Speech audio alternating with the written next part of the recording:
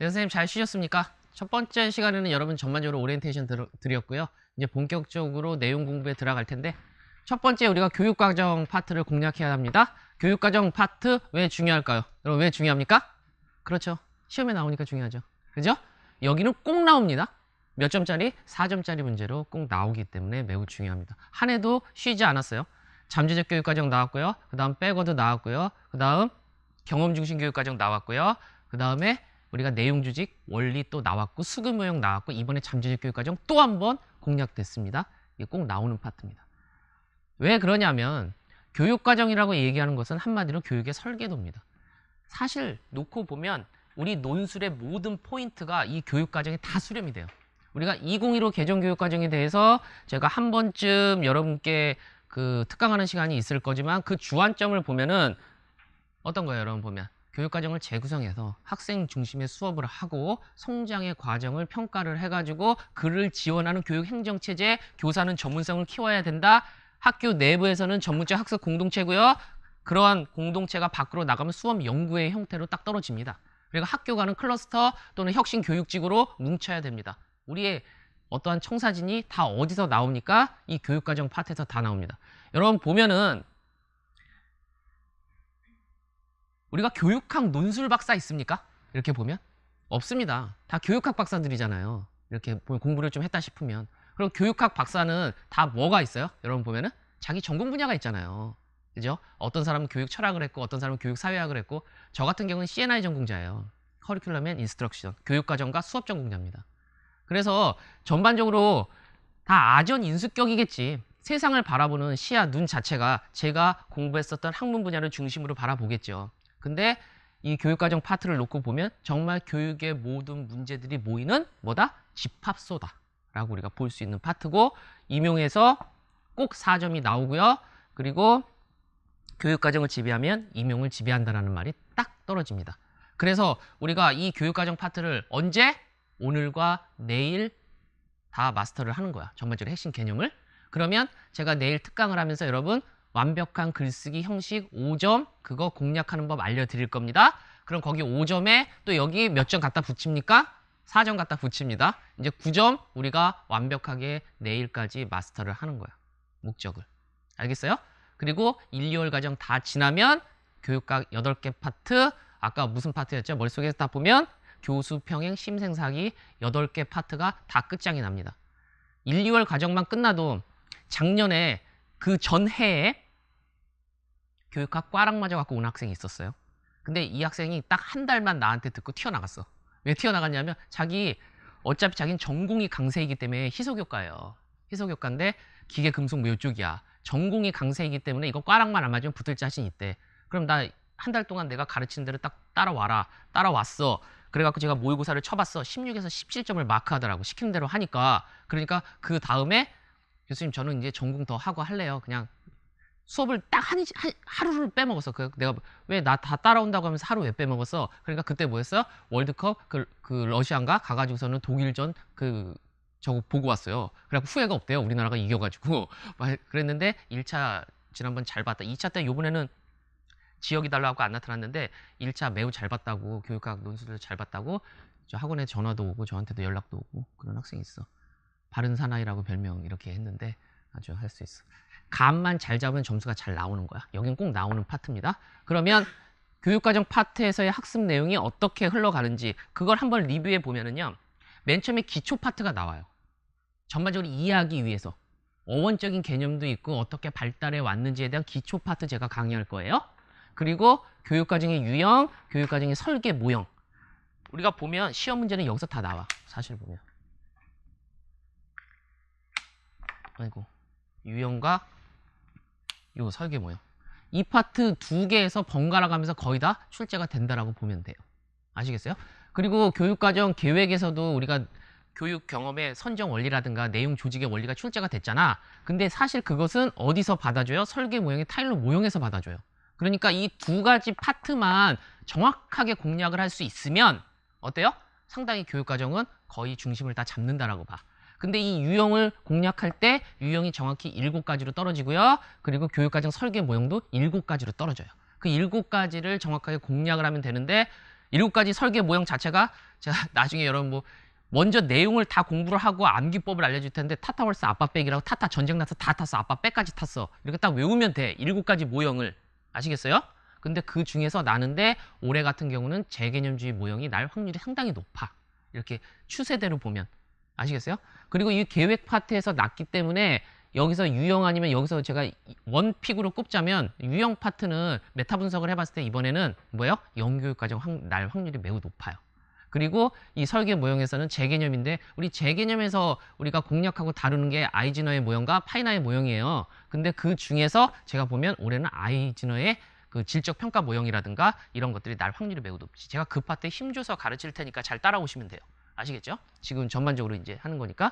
그리고 교육과정을 계획할 때는 이 파트는 우리가 내용, 교육 경험을 선정하는 것과 조직하는 게 낫죠. 이제 한 꼭지가 남았잖아. 뭐예요? 교육 목표와 관련된 부분이야. 교육 목표와 관련된 부분. 그 꼭지 하나 남았고요.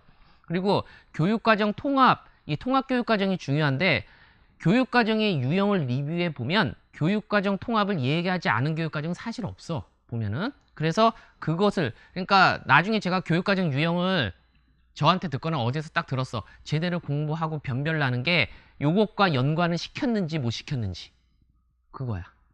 연관시키지 못한 사람은 제가 보기에 제대로 깊이 있게 배우지는 못한 이런 파트입니다. 예를 들어서 교과 중심 교육과정을 배웠는데 거기서 보면은 광역형에 대해서 이해를 못했다거나 아니면 경험 중심을 배웠는데 거기서 중액형에 대해서 감을 못 잡고 왔다거나 그럼 뭐예요? 제대로 깊이 있게 한 건 아니지. 아시겠죠? 그래서 제가 그 부분 다시 이제 말씀을 드릴 거고요. 그리고 우리나라의 교육과정 개발에 대해서 제가 쭉 말씀을 드리고 이 변천사가 우리 총 11번이 바뀌었거든요. 근데 사실 우리가 뭐 미 군정기의 뭐 교육을 배울 것은 아니야. 하지만 우리가 이제 전반적으로 어떻게 했다 그러면 2015랑 같이 연결을 지어서 하고 그리고 자유학기제는 이제 자유학년제로 이제 넘어오잖아요. 그러면서 그 중에서 주제 탐구 활동, 거기서 과목별 심화 활동이나 이런 거 중요한데 거기에 감 잡고 이렇게 마무리하면 되는 부분이 되겠습니다. 아시겠어요? 언제까지? 오늘이랑 내일까지 잡는다. 이게 사실 타이트해요. 우리가 갖고 있는 이 시간의 양에 비해서 잘 따라오시면 되겠습니다. 사실 기출문제 붙이는 것은 이거는 3, 4 과정에 제가 붙여줄게요. 여러분 보면 기출문제는. 그리고 기출문제 할 때 제가 이 논술형의 기출문제도 리뷰를 해주지만 여기에 제가 그동안의 객관식 문제 있죠. 객관식 문제를 끌어올릴 겁니다. 그래서 그 중에서 올해 날 수 있는 문제를 소개를 해줄 거야. 무슨 과정에서? 3, 4월 과정에서. 매번 이제 그건 깊이 있게 들어가야 되니까. 아시겠죠? 그거 따로 제가 다 8개 파트로 분석을 해놨거든요. 그래서 그걸 갖고 이제 하도록 할게요. 요거는 그때 붙일게요. 제가 3, 4 과정에. 지금은 이해를 한번 해줘야 되니까. 페이지 3페이지입니다. 논점 첫 번째가 교육과정에 대한 이해입니다. 맨 처음에 여러분 어원에 대해서 나왔습니다. 어원은 크게 2가지죠. 하나는 뭐예요? 코스. 코스를 강조해? 우리가 뭐야? 내용을 강조하는 거지. 우리가 보면 어원적 의미에서. 코스는 내용을 강조해. 근데 여기서 행위를 강조한다? 그럼 뭐예요? 이해를 강조하게 되는 거지. 여기서 보면 이렇게 나왔어요. 라틴어 어원 꾸레레에서 유래했다. 이 말은 명사적 의미로 달리는 코스를 강조해. 그럼 교과와 내용을 강조하는 의미예요. 왜냐하면 그 내용을 다 이수했을 때 뭐예요? 졸업하게 되는 거잖아. 졸업장을 받거나. 그런데 오늘날은 그 달리는 건 누가 달립니까? 말이 달리잖아. 말이 거기서 어때요? 러닝이라는 행위를 하잖아요. 그죠? 그 행위를 하는 말은 곧 뭐가 되는 거예요? 여러분 보면 말은 곧 뭐가 되는 거야? 요건 학습자가 되는 거잖아. 그죠? 학습자가 어떠한 이해를 했느냐가 중요한데 여기서 중요한 논점 하나가 제가 쓴 책의 2번입니다. 요거 재개념주의.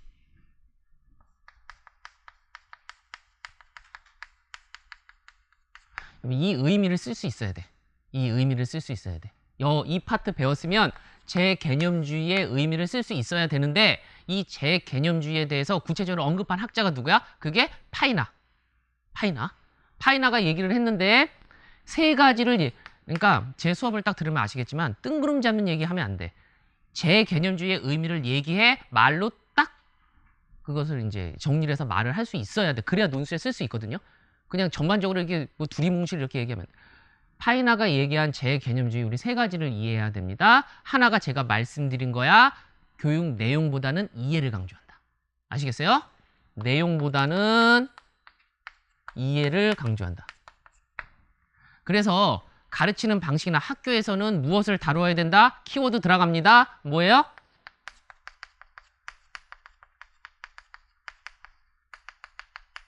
이거 제가 뒤에 자서전적 글쓰기 강조인데 이게 어떤 방식으로 그 4단계 회전 분종이랑 꾸려낼 방법론과 마주쳐 갖고서는 되는 거에 대해서는 그때 말씀을 드릴게요. 교육과정 개발 모형에서. 지금 그것까지 다 할 수는 없어. 우리가 쭉 나가야 되니까. 근데 지금은 뭐 해주는 거야? 재개념주의의 의미를 우리가 알아야 되는 거야. 내용보다 이해 강조, 자서전적인 글쓰기 강조. 하나 더는 뭐예요? 교육과정은 정치적, 문화적, 역사적 요 텍스트, 요 맥락에서 이해가 돼야 된다. 요 세 가지가 재개념주의의 핵심적으로 이 파이나가 강조하는 내용이야. 그럼 재개념주의의 의미에 대해서 여러분한테 물어볼 때 여러분 요 세 가지를 땅땅땅 때리면서 말을 할 수 있어야 돼. 그래야 논술도 가능한 거야. 아시겠죠? 어원에 대해서. 원래 꾸레레의 원래 어원 자체는 우리가 말이 달리는 코스를 강조했지만 오늘날 그 달리는 행위를 직접적으로 하는 말의 경험, 그거 학습자로 보면 이해를 강조한다. 그래서 오늘 재개념주의에 주목하고 있는데 재개념주의는 이 세 가지의 의미를 담고 있다. 하나 정리하고요. 그리고 그 밑에 일반적인 교육과정 구성 요소는 그냥 보고 지나가면 됩니다. 일반적으로 뭐를 다루겠어? 목표가 있고요. 내용이 있고요. 그 내용이 학습자의 학습 경험으로 가고 그리고 학습자가 어떤 경험을 했는지 우리는 평가를 통해서 그 결과를 확인할 수 있는 이런 내용으로 교육과정은 구성이 됩니다. 그리고 교육과정의 최근 동향은 방금 전에 제가 말씀드린 교육과정 재개념주의를 이해하면 그 동향으로 가고 있습니다. 한 페이지 넘깁니다. 한 페이지를 넘기면 이제 교육과정의 정의에 대한 역사적 흐름인데 여기서 핵심은 뭐예요? 교육과정을 바라보는 입장과 그리고 어떤 게 중요하다고 인식하는 바가 고정되어 있다 아니면 변한다? 이제 변한다. 왜? 우리의 패러다임이 변하잖아요. 그죠? 우리가 패러다임이라는 말은 누가 맨 처음에 써요? 토마스 쿤이 써요. 토마스 쿤이 쓰는데 어떠냐면 어떠한 현상이나 사회의 흐름을 이해하는데 한계를 느낄 때가 있어. 그리고 내가 갖고 있는 인식의 틀에서 그걸 이해할 수 없을 때가 있어요. 그럼 뭐야? 인식의 체계를 바꿔야죠. 패러다임의 전환, 패러다임 시프트가 필요한 그 시기가 오죠. 학자들마다 그런 거 되게 많이 겪었어. 여러분 예를 들어가지고 여러분 이해하기 좋게 피아제라는 학자가 있어요. 피아제라는 학자는 그 스위스 사람이잖아. 근데 이 사람 같은 경우가 뭡니까? 어렸을 때 생물학의 천재 아니에요. 그죠? 박사학위도 되게 일찍 받아요. 그 초년기에 받는 우리나라로 치면 누구요? 송유근처럼 이렇게 빨리 해요. 그런데 문제점은 뭐예요? 이렇게 딱 보면 세상을 바라보는데 자기가 갖고 있는 생물학의 틀로는 세상의 3분의 1도 이해가 되지 않는다는 거야. 그래서 그 사람이 접한 철학이 베르그송의 생철학을 접하게 되잖아요. 그의 대부 사무엘 코넛의 조언에 의해서. 그러면서 그 비넷의 여러 가지 연구의 활동을 통해서 자기가 자기의 자녀와 주변의 아이들을 관찰하면서 그들의 인지 발달을 논하게 되잖아요. 그렇지 않습니까? 여러분이 살다가 그렇잖아. 지금 삶을 계속 살아가고 있는데 내가 생각의 변화, 합격을 하기 위해서는 어때요? 이런 방식으로 공부해야겠다. 기존의 틀 방식 안 된다. 빨리 바꿔줘야 돼. 이렇게 보면. 근데 문제 풀러 들어가? 아니라고. 그렇게 들어가면 뭐야? 당황하고 못 쓴다고. 뭐 한다고? 제가 정답 쓰러 들어간다. 판을 지배해야 돼요. 판을. 왜? 그렇게 가르치잖아. 정답 이렇게 6문단 쓰면 되고 내용 요소 15개 이렇게 갖다 이제 쓰면 되는데 그거 충분히 여러 번 리뷰해 주잖아. 자신감 갖고 들어가면 돼요. 시험 딱 치고 났을 때 어떤 느낌이라고? 여러분 보면은 평상시랑 똑같네 뭐. 남들도 다 쉽게 봤을까? 그러고 나왔을 때 19점, 20점이에요.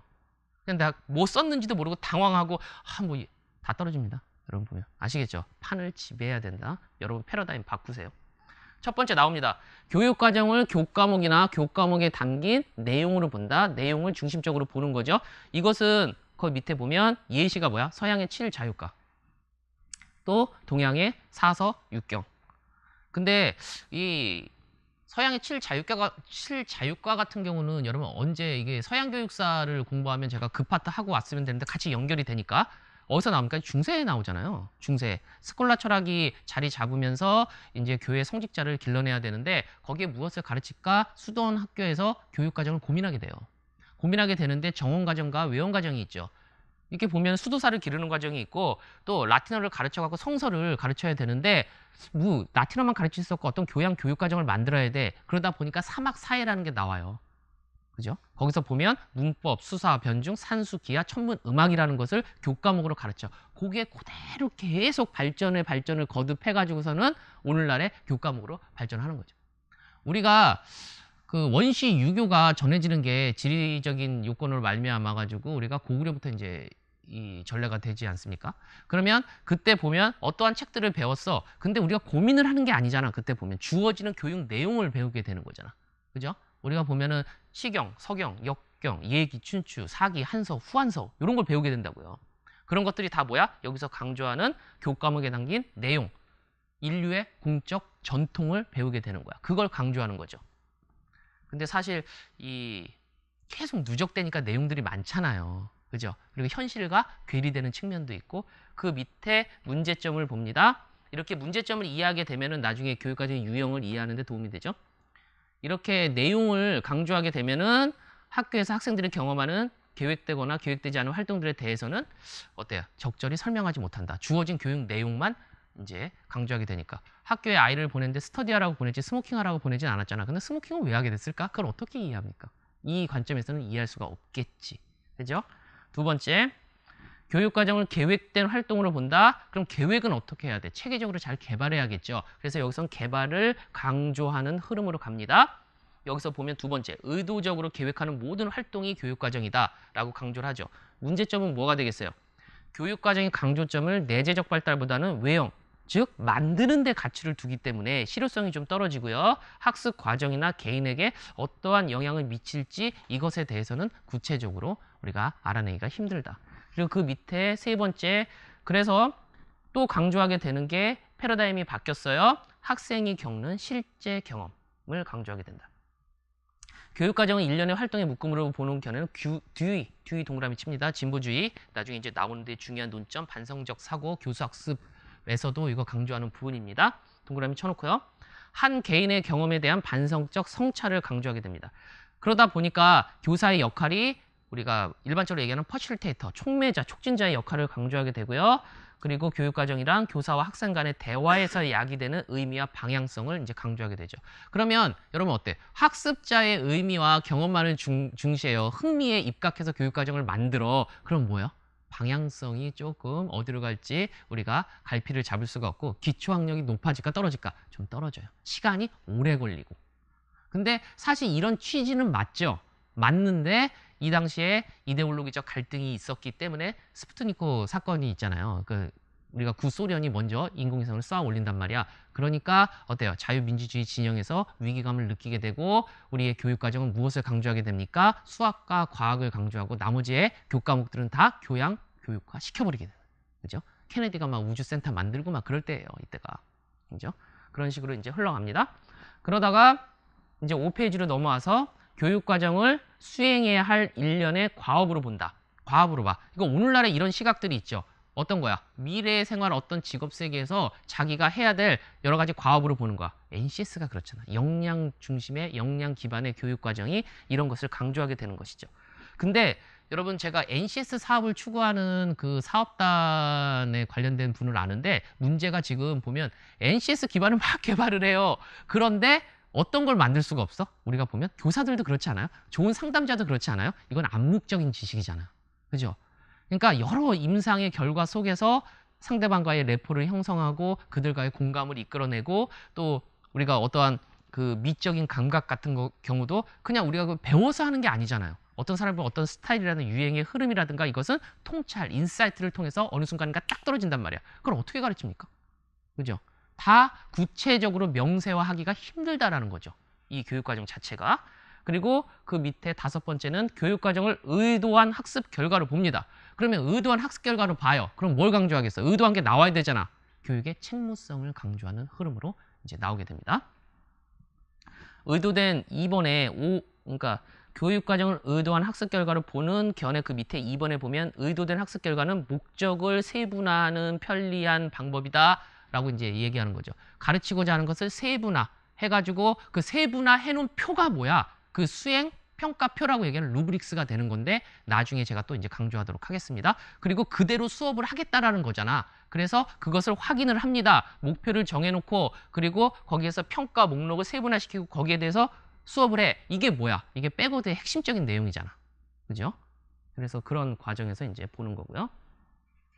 근데 역시 밑에 문제점은 잠재적 교육과정 등에 대한 고려가 부족하다라는 거고요. 그 밑에 이제 6번째, 교육과정을 문화적 재생산의 도구로 본다. 이제 교육과정 자체에 어떤 것이 가르쳐지느냐에 따른 그 내용에 대한 뭐가 필요한 거예요? 재개념이 필요한 그런 시기가 되죠. 교육과정 사회학이라든가 아니면은 상당히 이제 신교육사회학이라든가 이런 게 등장하면서 학교 현상을 미시적으로 바라보게 되는 것이죠. 그리고 여기서 보면은 이러죠. 교육과정이란 그 문화의 반영이고 학교 교육은 다음 세대에 대해서 특정 지식이나 가치를 어때요? 뭐 하고 있다? 재생산하고 있다라는 말을 여기서 이제 쓰게 됩니다. 한 페이지 넘겨요. 이 재생산 계열의 대부분의 입장이 학교 교육을 어때요? 좀 폄하하고 있잖아요. 학교 교육. 학교에 그 보내봐야 어떻게 되는 거야? 기존 사회 체제나 기존에 가진 기득권층이 원하는 그런 그 인재라든가 이런 것을 계속 끊임없이 만들어내고 찍어내고 재생산하고 있다라고 보는 거잖아. 그럼 학교 교육이 갖고 있는 뭐가 없어? 자율성은 없을까? 사람들의 어떠한 지식적인 것을 이렇게 계속 발전시킴으로써 사회평등에 기여한 부분은 없을까? 우리가 교육을 통해서 계층 이동이 일어나지 않았을까? 하는 부분은 어때요? 좀 폄하하게 되겠지. 그죠? 그건 문제점이 되고요. 그리고 7번째, 여기서 보면은 우리가 오늘날 주목하는 학습자 개인의 삶의 과정에 대한 해석으로 본다. 그래서 제가 그 첫 번째 자서전적인 글쓰기 나오고요. 그리고 꾸렐의 재개념, 아까 3가지 정리해드린 거 있죠? 이건 매우 중요합니다. 3가지 꼭 여러분 알고 있어야 됩니다. 그럼 오늘날 학교 현장에서 선생님들 가르치면서 저런 거 많이 하지 않아요? 여러분 다닐 때도 그러지 않았나? 이렇게 보면 미래의 나에게 편지 쓰기 같은 거 이런 거 한번 생각해 본 적 없어? 그런 활동 해본 적 없어요? 나의 인생 그래프 그려보고 하죠. 이렇게 보면 오늘날에 내가 있었기까지 나는 어떻게 걸어왔어. 이게 뭐 해주는 거야? 이게 회귀라는 방법을 통해서 해주는 거잖아. 그죠? 그리고 먼 미래에 나는 어떨까 생각을 해봐. 자유연상도 해보고 10년 후에 나에게 편지 쓰기 해주잖아요. 그죠? 이게 뭐예요? 전진이라는 방법이고요. 그리고 내가 그런 방법을 통해서 글쓰기를 했어. 그런 학습 공동체 활동을 통해서 서로 돌려 읽으면서 서로 질문을 하죠. 현상학적으로. 너는 이때 이 생각을 왜 했어? 라고 이렇게 물어볼 수 있잖아요. 그리고 서로 토론을 하잖아. 그럼 나의 이야기에 대해서 상대방이 질문을 해주고 이해하면서 뭐예요? 타인의 시각으로 나를 들여다보기 때문에 나는 또 다른 나를 발견할 수 있어. 무슨 말씀인지 아시겠어요? 그러면 그걸 갖고 우리가 같이 학습 공동체 활동은 분석이라고 하고 또 다른 나를 발견하는 것은 종합이라고 하고 내가 앞으로 어떻게 살아야 될까? 새로운 나에 대한 에세이 쓰기를 하잖아요. 거기에서 선생님은 뭐 합니까? 같이 참여하면서 개별화 지도를 해주게 되는 거죠. 그게 꾸렐의 4단계를 교수 학습에 적용하는 겁니다. 여러분 보면 그 밑에 이제 교육과정의 3단계 수준을 이해하는 이 파트가 나옵니다. 3단계 수준은 의도됐다, 공약됐다. 그러면 대부분 뭐야? 의도하고 공약된 것은 무엇을 통해서 나타납니까? 문서를 통해서 나타나잖아요. 그죠? 그럼 교육과정 문서라고 생각하는 거 여러분 머릿속에 한번 우리 떠올려 볼까? 어떤 게 있어요? 일단 2015 개정교육과정 있죠. 그죠? 그리고 이 2015 개정교육과정을 가지고 시도교육청으로 오면은 경기도 무슨 어떤 학생 중심 교육과정이라는 것도 있죠. 근데 국가 수준의 교육과정을 갖고 경기도형에 무엇을 만듭니까? 우리가 보면은 대체적으로 경기도형에 이제 시도로 오면 시도에 여기서는 주로 지침을 만들게 되죠. 여기서 시도에는 지침을 만들어. 그리고 여러분 가깝게 우리가 보면 경기도는 25개 정도 있고 서울도 뭐 있는데 이게 뭐야? 여기서 보면 교육 지원청이 있죠.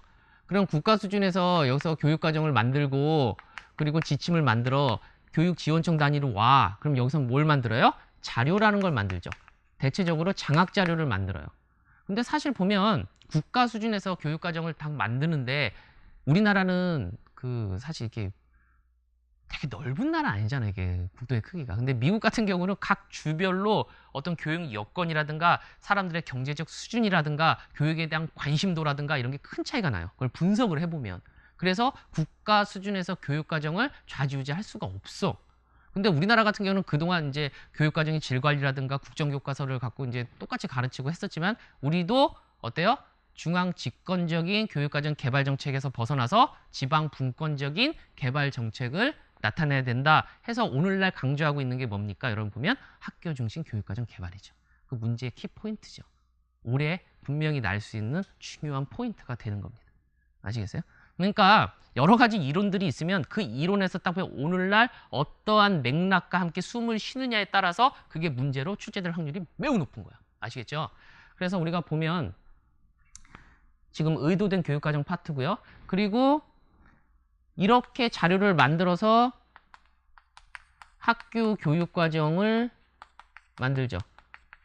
학교 교육과정을 만들고 이것을 누가 실현을 합니까? 여기에 나온 것처럼 수업 속에 반영된 교육과정, 교사 수준에서 교육과정을 만들죠.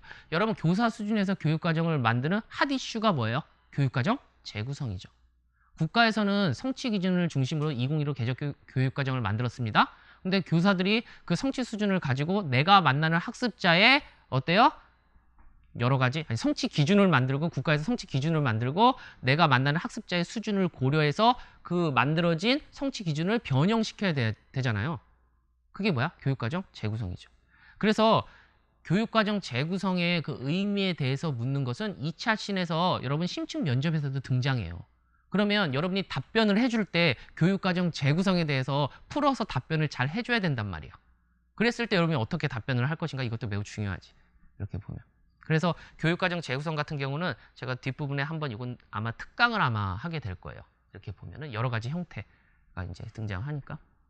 그리고 실현된 교육과정은 의도된 교육과정 공약된 걸 만들고 교사 수준에서 또 그걸 재구성해갖고 해석하고 재구성해서 가르쳐요. 그러면 학습자 수준에서 어떠한 성과가 있었느냐.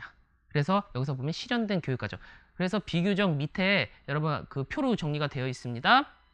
공약된 목표로서의 교육과정이 존재한다. 그건 의도된 것이고 국가 수준 교육과정을 말한다. 이것은 우리가 2015에 제시가 되어 있고요. 옆으로 넘어오면 이것을 갖고 전개가 되었죠. 교사 수준에서 교육과정을 해석하고 재구성한다. 그리고 또 넘어오면 이제 학습자 수준에서 교육과정을 이제 어떻게 이해했는지 결과로서 이렇게 드러나게 된다. 요 3단계 요걸 좀 이해해 주시면 되고요. 그리고 시험 문제 나는 포인트 하나 제가 정리를 해드리도록 하겠습니다.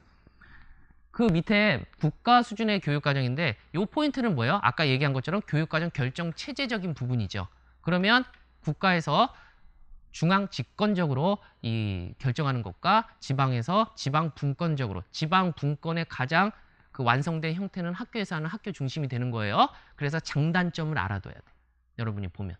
왜냐하면 모든 논술의 포인트가 보면 어느 한쪽에 기우는 게 아니라 각각의 장단점이 있단 말이야. 그럼 예비교사의 입장에서 그 각각의 장단점을 폭넓게 이해할 수 있느냐는 하나의 중요한 포인트가 됩니다.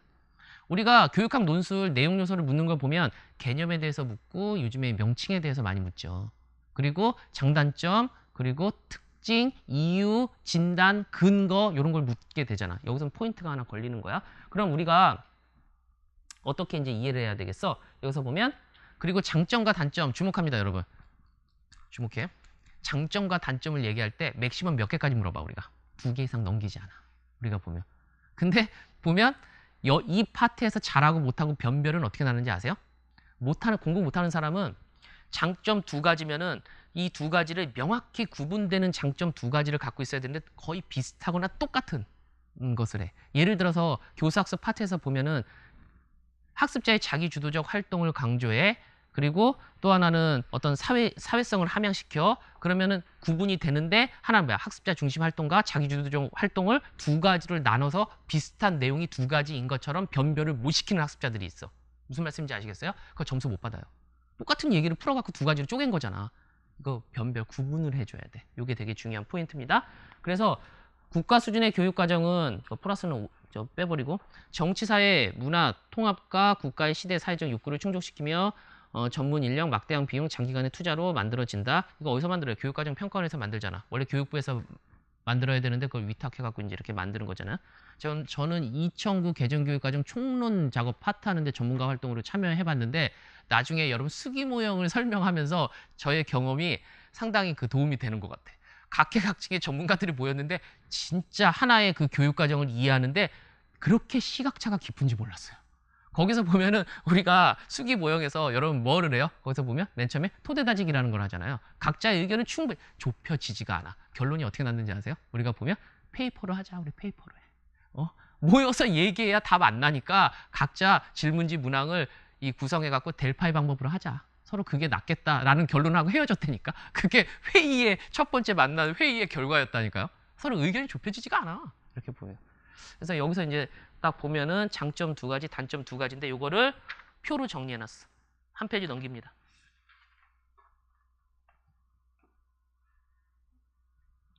이 중에서 2가지씩 여러분. 장점은 전국적으로 통일된 교육과정 가질 수 있고 표준화를 추구할 수 있고 그리고 대규모로 전문가들이 투입되니까 질 높은 교육과정이 개발되고 그리고 이렇게 바로바로 그러니까 교육과정을 바꾸고 그 교사들 연수시키고 하다 보면 어때요? 변형 이런 게 좀 빠르죠.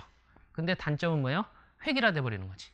경직화 시켜버리고 그리고 다 짜여진 대로만 배우면 된다고 하니까 학생들도 그렇고 교사들도 뭐예요? 고민을 안 해. 그냥 교과서만 가르치면 되는 게 이제 교육과정 이제 개발이고 이게 전파가 되는 거죠.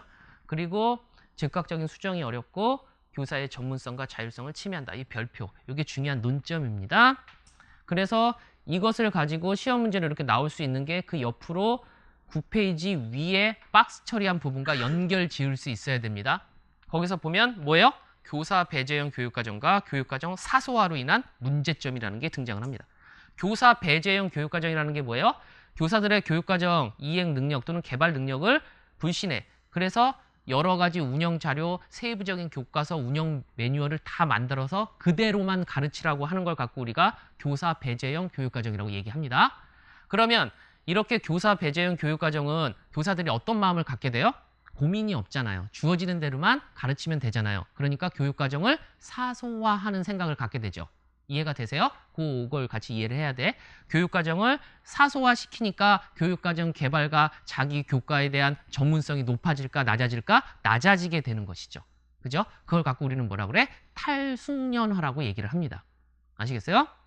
그러니까 여기 시리즈로 이어집니다. 국가 수준의 교육과정은 교사의 전문성과 자율성을 침해하고 이는 교사 배제형 교육과정 그리고 그로 인한 교육과정 사소화, 교사의 탈숙련화를 이렇게 초래하게 된다라고 이제 이어두면 됩니다. 그리고 그 밑으로 내려와서 이제 지역 수준의 교육과정인데 사실 여러분 보면 요게 교육과정 발달사를 우리가 연구하다 보면 7차 교육과정에서 보면 이제 지역화를 시키기 위해서 학생 중심 교육과정을 실현시키기 위해서 지역화.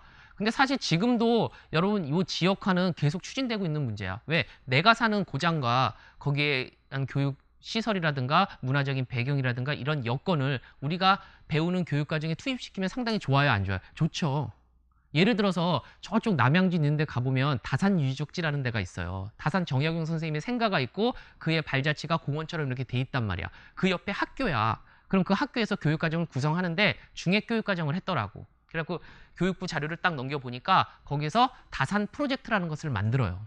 그런 다음에 다산 선생님의 발자취에 대해서 역사교과에서 연구하고요. 그리고 다산 선생님이 차를 되게 즐기셨대요. 그래서 그 다기를 어디서 만들어요? 미술교과에서 만들고 그리고 다산의 글을 이렇게 그 해석하고 하는 건 국어교과에서 하고 이런 콜라보를 통해서 교육과정을 만든단 말이에요. 그럼 지역화가 상당히 어때요? 효과가 있어 없어? 있는 거죠. 우리가 보면. 그죠? 막 영양 선생님이 막 이제 나의 어떤 급식 프로그램을 딱 짜는데 우리 마을에서 로컬 푸드 마을 교육 공동체를 구성을 해가지고서는 그것을 사와서 식단을 구성해서 유기농으로 건강한 식단을 구성해. 상당히 좋잖아요. 그죠? 그런 모든 시설을 다 이용할 수 있다라는 거죠. 무엇을 통해서? 이 지역 수준의 교육과정을 고려함으로써 이걸 할 수 있다라는 거야. 이해가 되세요? 그래서 여기서 보면 지역 수준의 그 교육과정은 교육에 대한 지역의 특수성과 그리고 국가 수준의 기준 이것을 연결하는 교량 역할을 하는데 그리고 이렇게 하다 보면 교사가 참여하게 되잖아요. 이 주변의 시설을 이용하고 그러니까 앞서서 밝힌 교육과정 사소화 혹은 교사 배제형 교육과정을 어때요? 극복할 수 있는 그런 방법이 되고요. 또 꼭 알아야 되는 게 9페이지로 넘어와서 지역 수준의 교육과정의 장점과 단점 2가지씩은 꼭 암기를 해둬야 됩니다. 이거 이해하면서 암기해둬야 되는 거야. 지역과 학교의 특수한 상황을 부응하고 교사들의 교육과정에 대한 주인의식을 가질 수 있고 신속하고 유연하게 수정하고 운영할 수 있어. 근데 단점은 뭐예요? 상대적으로 수준 높은 교육과정 개발은 좀 어렵겠지. 전문화된 인력이라든가 뭐 이런 것이 이제 투입되기가 힘드니까. 그리고 이렇게 내버려 두다 보면 학교 간의 교육과정의 연계가 상당히 어렵고 그리고 교육개혁이 전파되는 게 좀 어렵다라는 거야. 그러면서 이제 마지막에 나오는 게 지역 수준의 교육과정의 궁극점인 뭐예요? 학교 수준의 교육과정. 아시겠죠? 일단 국가 수준의 장단점 두 가지씩 그리고 지역 수준의 장단점 2가지씩 그리고 이제 학교 수준으로 넘어옵니다. 학교 수준은 학교의 실태를 반영해서 학부모와 학생들의 특성과 요구를 고려해서 교육에 대한 학교의 의도를 담은 문서 내용을 말한다. 요거 쓸 수 있어야 돼요, 여러분. 첫 번째 1번, 그 밑줄을 쳐놓고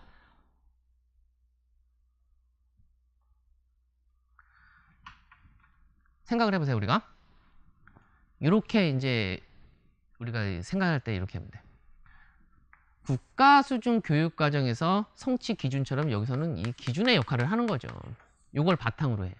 그런 다음에 시도로 내려와서 지침을 우리가 검토를 하고 교육지원청에서 장학자료를 만들고 그 다음에 학교 교육과정으로 오면 학교의 실태에 대해서 뭐를 해? 상황 분석 또는 실태 분석을 해줘야지.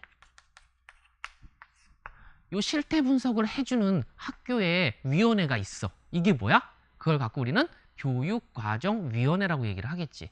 근데 여러분 보면 학교 현장에서 보면 교육과정위원회의 역할과 위상이 상당히 높지가 않아. 이게 되게 중요하거든요. 근데 작년 교육과정과 올해 교육과정 크게 달라지는 게 없으니까 신경도 안 쓰고 이런 거 몇 시간 반영해 창의적 체험활동에 너 그럼 그것만 수정해 갖고선 그냥 계속 쓴단 말이야. 근데 그러면 안 되고 모든 교사가 관심을 갖고 이제 참여를 해줘야 되는 그런 활동이 돼요. 그럼에도 불구하고 내가 거기 분과가 있어. 개발 분과가 있고 실행 분과가 있고 평가 분과가 있고 있음에도 불구하고 내가 무슨 분과에 가 있는지도 모르는 거지, 선생님들이. 이제 그런 게 이제 문제가 되는데 어쨌든 우리가 학교 교육과정을 얘기할 때 어떻다고요? 국가 수준의 기준과 시도의 지침, 교육지원청의 장학자료를 고려해서 학교에 해당하는 실태 분석을 하고 학교 교육과정위원회가 활동을 해서 아이들을 어떻게 가르칠 것인지 당의 학교가 마련한 문서이다라고 쓰면 돼요. 아시겠죠? 이 체제를 이용을 해갖고 쓰는 거야. 우리가 공부를 했으면. 그거 하나 말씀을 드립니다. 한 페이지 넘깁니다.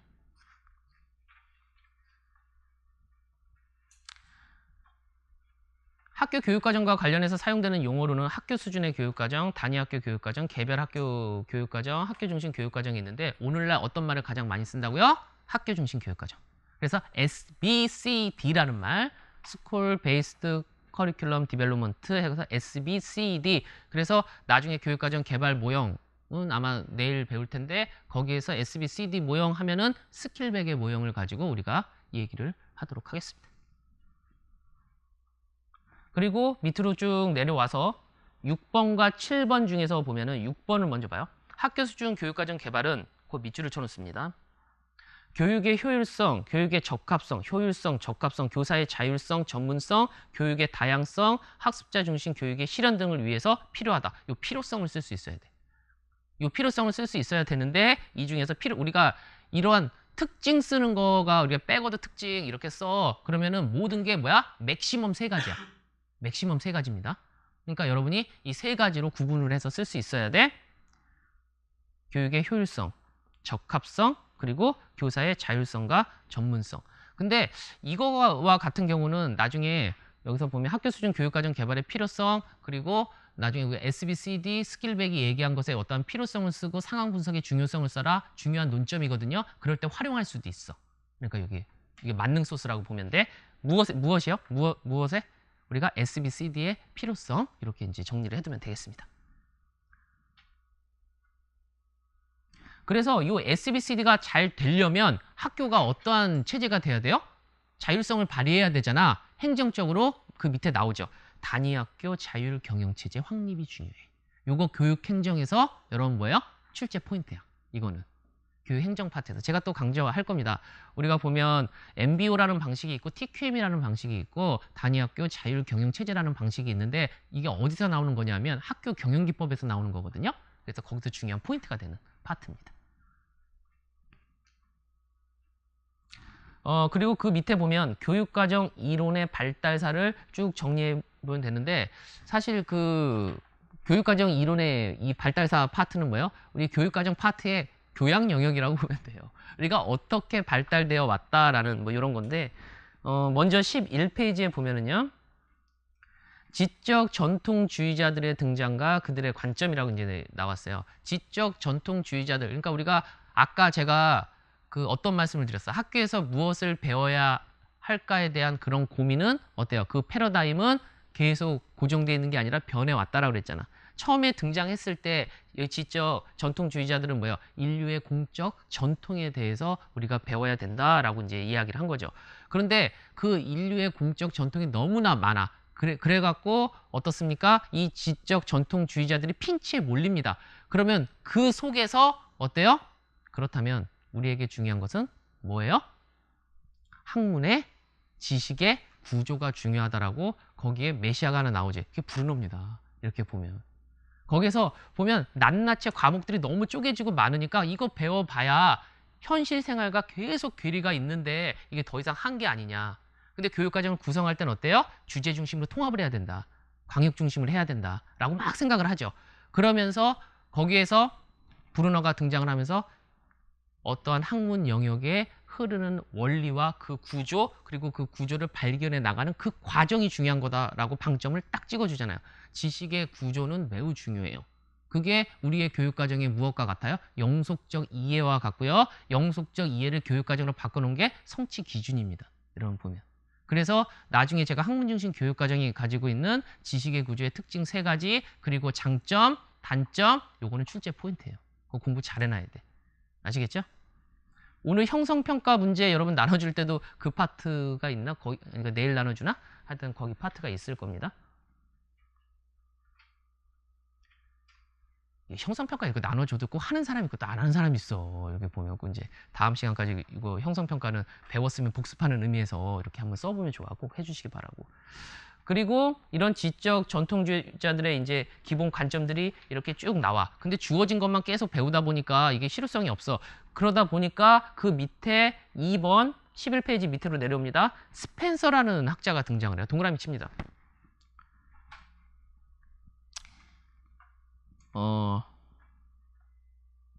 우리가 인류가 생겨나고 오늘날에 이르기까지 교육 목적이 쭉 바뀝니다. 근데 그걸 연구한 학자가 있어. 브루바커라는 학자가 그걸 연구해요. 우리가 보면 가장 처음에는 뭐야? 우리의 교육의 목적 자체가 뭐야? 어떤 것이겠어? 체제 보수적인 기능을 가졌다고 생각을 해요. 원시사회. 그렇잖아요. 그 원시사회에 우리 부족이 멸망하지 않고 체제를 보수하기 위해서 사냥수를 익혔었고 그리고 어떠한 뭐 토템이라든가 이런 신앙을 익혔겠지. 거기에서 나중에 이제 중세시대가 되면 인간 영혼을 구원하고 뭐 그리스 시대에는 자유민을 육성하고 이런 게 쭉 서양 교육사의 발달에서 제가 이제 한번 정리를 해드릴 건데 그게 쭉 바뀌어 왔었단 말이야. 그런데 여기서도 보면 그 주어진 것들 인류가 누적되어 있는 게 너무 많으니까 현재 우리의 삶에서 정말 필요한 지식과 가치는 무엇인지 그걸 배워야 되지 않느냐고 딱 의문점을 던진 사람이 누구야? 그게 스펜서라는 학자예요. 이 스펜서가 여기서 보면 그가 이런 걸 쓰죠. 어떤 지식이 가장 가치가 있느냐? 응? 이 글을 쓴 이유가 뭐야? 당시 지배적이던 학문 본위에 정형화된 실생활과 유리된 이런 지식을 한번 엎어보고 싶은 거예요. 정말 필요한 걸 가르쳐야지 그걸 던진 사람이 스펜서고요. 한 페이지 넘기면 스펜서는 가치 있는 지식으로 여러 가지가 있겠지만 어떤 라틴어도 아니고 그리고 역사도 아니고 정치도 아니고 뭘 강조해요? 과학을 강조합니다. 과학. 그리고 그 과학도 사변적인 이런 게 아니라 실생활에 정말 필요한 거, 여가에 필요한 거, 육아에 필요한 거 이러한 실제적인 교과목을 배워야 한다고 하고 그것을 이어받아서 방점을 찍은 사람이 이 보빗이라는 학자인데 보빗이라는 학자는 뭐냐면 직무 분석, 활동 분석이라는 거래요. 성인들이 자기의 직업 생활을 영위하고 유지하는데 오늘날로 치면 NCS 연구하듯이 어떤 것들을 통해서 자기의 직업 생활을 영위하는지 그것을 뽑아내서 범주화시켜서 교육과정을 만들어야 된다고 합니다. 무슨 말씀인지 아시겠어요? 그게 보빗이에요. 그래서 보빗을 우리가 교육과정 개발의 아버지, 교육과정의 아버지라고 말을 하죠. 일반적으로 보면. 그리고 대학에서 교육과정 학을 처음으로 가르친 학자이기도 해요. 근데 저는 그런 표현은 사실 그렇게 좋아하지는 않는데 뭐뭇의 아버지 뭐 그죠? 근데 있어요. 예를 들어서 교육사회학의 아버지는 듀르켐이잖아요. 우리가 보면 교육학의 아버지는 누구야? 여러분 교육학의 아버지는 헤르바르트를 우리가 교육학의 아버지라고 얘기합니다. 음악의 아버지는 누구야? 어? 음악의 아버지. 음악의 어머니는 누구야? 뭐 핸델 음악의 아버지 바하라고 얘기하는데 각자 자신의 업적이 있는 거죠. 우리가 보면 뭐 어떤 사람은 뭐 어떤 왕은 나라의 기틀을 형성하고 누구는 영토를 넓히고 각자 학문에 뭐 이런 게 있는데 좀 하는 거죠. 교육의 성자는 누굽니까? 교육의 성자 페스탈로치 아닙니까? 이렇게 보면 가장 완벽하잖아. 자기가 그러니까 교육에 있어서의 정말 그 높은 칭호를 얻으려면 어떻게 해야 돼요? 어떤 철학도 있지만 실제적으로 실천을 해야 돼. 실천을 해서 우리가 듀이라는 학자를 우리는 지금 저는 아직까지 교육 목적에 쓰던 듀이의 뭐야 반성적 성찰이 아직까지 우리 그 삶을 지배하고 있잖아요. 듀이의 그 교육 목적의 시대를 우리는 살고 있는데 듀이라는 학자는 실험학교를 만들어서 자기의 나의 교육 신조라는 걸 만들고 그것을 어떻게 합니까? 실천을 합니다. 우리가 보면 대단하잖아요. 우리가 보면 이제 중요한 건 그 실천할 수 있는 기회를 얻는 거지. 내가 얻게 해드릴게요. 1년 동안 열심히 공부해서 내년에 고민의 방향을 바꿔줄게. 합격하는 게 고민이 아닌 어떻게 아이들을 잘 가르치는지 그죠? 그 고민으로 우리 바꾸자. 1년 동안 열심히 해서. 그 밑으로 오면 이제 타일러가 나옵니다. 타일러는 출제의 킥입니다. 타일러. 근데 이미 타일러 파트는 출제가 된 게 뭐가 출제가 됐어요? 우리가 보면 학습 경험, 교육 경험 선정의 원리, 그리고 내용 조직의 원리, 이게 출제가 됐어. 한 꼭지가 남았어. 제가 작년에 지금 아까 보면서 중요한 거는 중요하다고 제가 이렇게 막 붙이면서 이렇게 했을 때 이게 세 개가 있어. 하나가 주의해야 될 부분이 있고 또 하나가 출제 예상으로 딱 붙이는 데가 있어. 근데 타일러의 학습 경험 선정 원리는 출제 예상으로 붙인 그 내용이에요. 매우 중요하거든요. 우리가 보면 오늘날에. 그래서 그 원리 5개 무조건 알아야 된다. 그래서 예시까지 해서 제가 상당히 많은 양을 그때 계속 강조했어요. 그거 계속 한 4-5번 강조했는데 아니나 달러 딱 났죠. 한 꼭지 남은 건 교육 목표를 선정하는 부분이 하나가 남아있어. 이거는 합리적 모형 개발 파트에서 제가 강조하도록 하겠습니다. 그래서 보면 사실 이 타일러와 같은 학자는 제 은사님 중에 한 분이 타일러한테 사사받고 와갖고 타일러한테 직접 배웠어. 직강 수업을 들었어. 유학 가갖고 했는데 3가지에 놀란다. 타일러는 반짝반짝 빛난대요. 타일러라는 학자를 봤는데 뭐에 빛나냐면 일단 스킨헤드야. 대머리래. 그래갖고 반짝반짝 빛난대요. 그리고 2번째는 눈빛이 반짝반짝 레이저 나오는 줄 알았대요. 그리고 3번째는 그의 논리적인 사고에 놀란대요. 이렇게 보면. 전 교육사회학 배운 교수님은 노벨상 수상자 게리 베커한테 배웠는데 그 비슷한 말을 하더라고. 눈빛이 그냥 반짝반짝 빛난대요. 그냥 빠져든대요. 여러분 제 눈에 빠져듭니까? 이렇게 안 빠져들어? 안 빠져들어? 아직까지 연구가 부족합니다. 제가 하여튼 그런 학자인데 이 타일러라는 학자의 업적은 뭐냐면요. 8년 연구라는 걸 하잖아요. 무슨 연구를 8년씩 합니까? 더럽게 길어. 제가 예전에 논문 썼을 때 1년에 3개도 뽑고 막 이래. 근데 8년에 해갖고 이거 갖고 우리가 뭐라 그래? 종단적인 연구라고 그러잖아요. 길게 해주는 연구야. 자기가 어떠한 교육과정을 만들었어요? 그 중등교육과정을 만들었어? 근데 이 교육과정이 우수하다라고 얘기하려면 어떻게 해야 될까? 이 교육과정을 배운 애들이 이게 진보적 거기서 보면은 그의 논문을 분석해 보면 프로그레시브 커리큘럼이라고 얘기하는데 진보적 교육과정을 만들고 이것을 통해서 배운 아이들이 기존의 교육과정을 통해서 배운 아이들보다 고등학교에 가서 학업 성취도도 높고 사회에 나가서 어때요?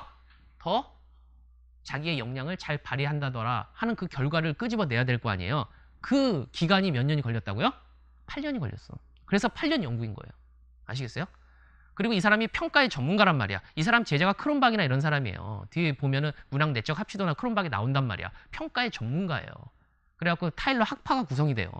그러니까 대단한 학자인데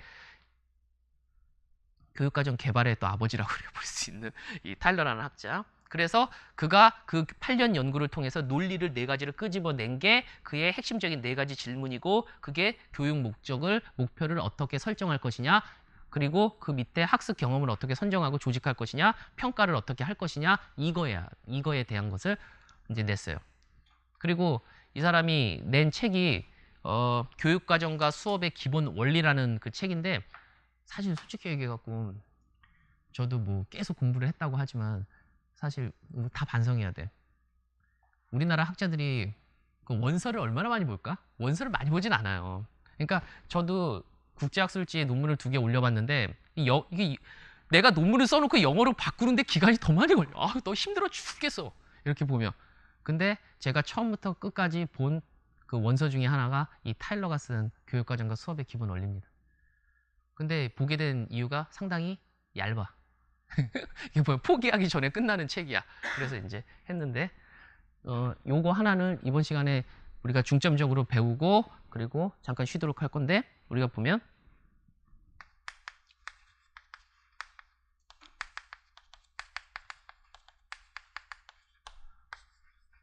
왜냐면 이게 남아있어. 이게 시험 문제 아직 안 났단 말이야. 이렇게 보면 교육 목표를 설정하는데 맨 처음에 교육 목표를 설정하는 이게 중요해. 어디서부터 설정하느냐? 원천이라고 얘기하죠. 원천. 원천이 3가지다. 좀 공부한 사람은 알겠죠? 맨 처음에 뭐야? 보면 학습자의 요구.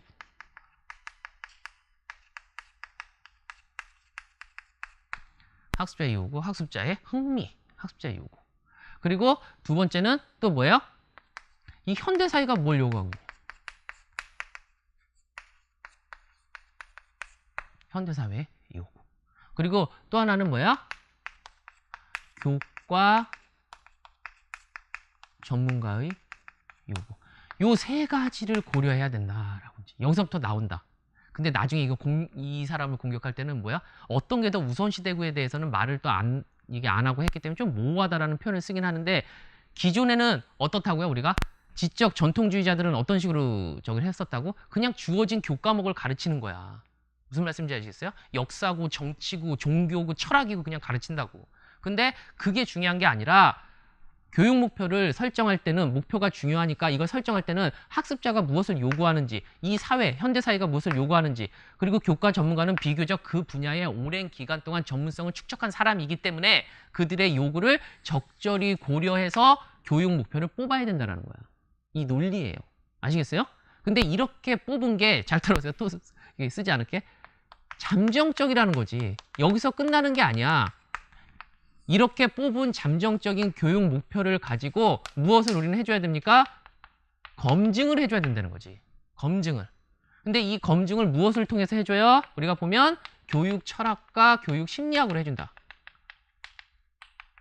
교육 철학으로는 가치, 그리고 교육 심리학 또는 학습 심리학이라고도 얘기해요.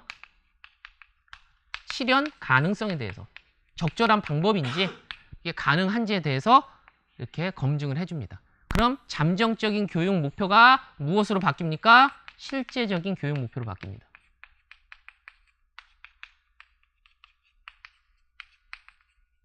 그래서 이 밝혀진 실제적인 교육 목표에 따라서 학습 경험을 선정하고 조직하고 가르치고 그게 이루어졌는지 평가를 하는 모형이야. 되시겠어요?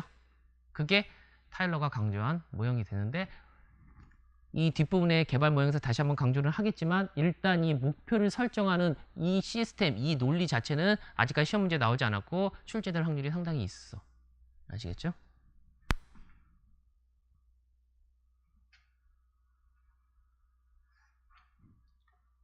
여기까지 하고 잠깐 여러분 힘드니까 우리 쉬었다 하도록 하겠습니다. 여러분이 힘들어하나 제가 또 에너지가 약간 고갈되고 물 한 잔 먹고 이렇게 또 하도록 하겠습니다. 10분 쉬었다 25분에 시작하도록 할게요.